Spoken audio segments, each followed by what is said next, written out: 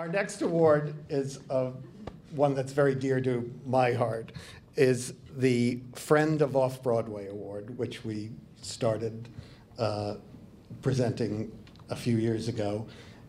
We give it to an individual and an organization who have continued to support off-Broadway in ways that are above and beyond the call of duty.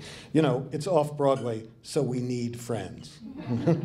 And the Friends of Off-Broadway are people who we've discovered that we can rely on. Philip S. Birch's leadership of Playbill and Playbill.com has provided the off-Broadway community with consistently thorough, comprehensive, important coverage. Its job listings are invaluable in helping off-Broadway shows find the right people to work with, and in helping people who are coming to New York and starting out finding their way into the theater. And Playbill creates ways for off-Broadway shows with their limited ad budgets to get the word out to the people that they need to find. And here at OBA, we're especially indebted to Playbill for their staunch support of our 20 at 20 program. Year in and year out, they've been a big supporter of 20 at 20 and given us free e-blasts and getting the word out to encourage and expand the off-Broadway audience. And so please help me give the welcome due to a good friend, to Playbill's publisher, Bruce Hallett, and editor-in-chief, Blake Ross, to accept Off-Broadway Alliance's 2015 Friend of Off-Broadway Award.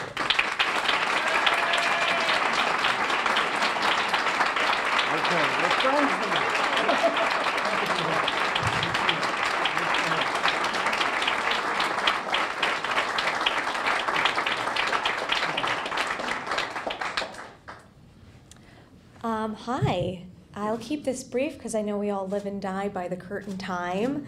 I'm extraordinarily grateful and thank you so much for honoring Playbill. Happy to accept on behalf of Phil Birch, Bruce and I. Phil is in the desert with his family, as I guess good Jews do. Maybe he's with Linda Lavin somewhere, I don't know. In any event, I am extraordinarily just blown away constantly by the innovation, the talent, and the sheer will of everything that's happening in your theaters and on your stages. We're so blessed. You guys are creating art, but you're also creating culture for our community. You're speaking to the public discourse in a way that no other medium can. We're so proud at Playbill to be able to support your endeavors in the way that we can.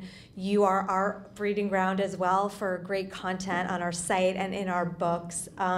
We're just really, really blessed to be able to ride your coattails to greatness and to cover your stories. You guys are telling the stories of generations and history and really culture for a country and years and generations to come. So thank you for all of your work.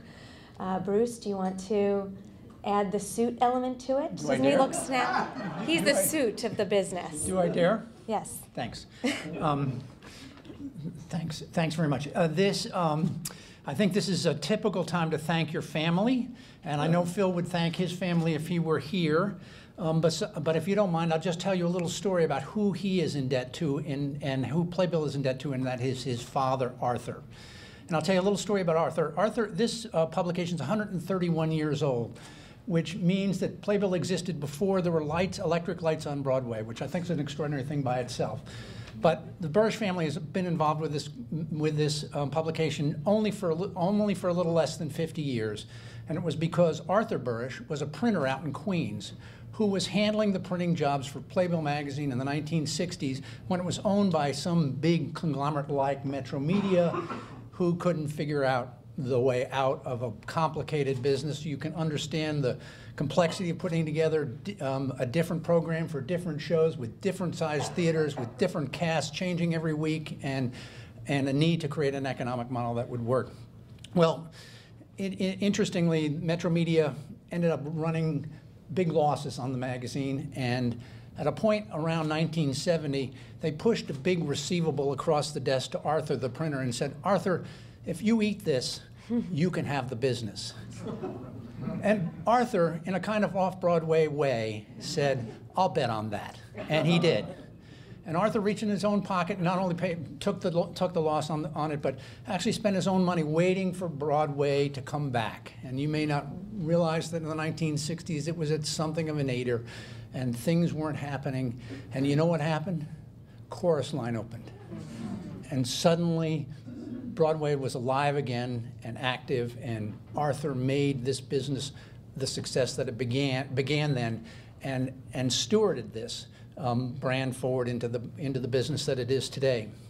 And it's been a business that I think has been propelled by one simple and important idea, and that is Playbill loves live theater.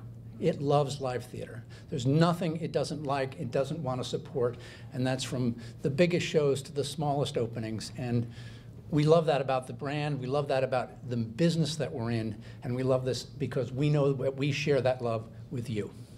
Thank you.